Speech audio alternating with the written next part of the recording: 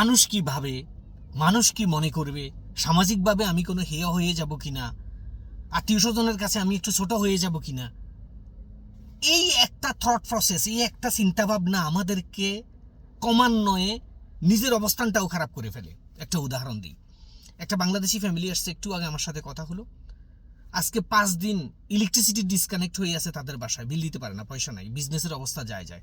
বাংলাদেশে যে অর্থ সম্পত্তি ছিল সব বিক্রি করে টাকা আনি এখানে ব্যবসা করতেছে, এখানে বিজনেসও তো আর ভালো না, ঘর ভাড়া দিতে পারে না আজকে 4 মাস, গত 4 দিন না 5 দিন আগ থেকে ইলেকট্রিসিটির বিল দিতে পারে নাই গত মাসের, সেটাও ডিসকানেক্ট করে দিছে।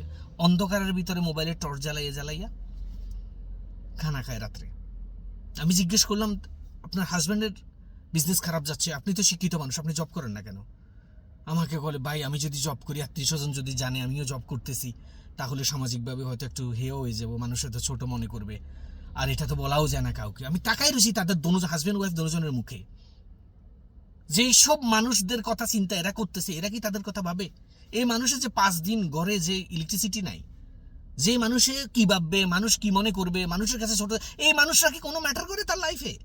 যে মানুষ আপনার লাইফে ম্যাটার করে না, why you have to think about them? Who are them? তারা কেডা?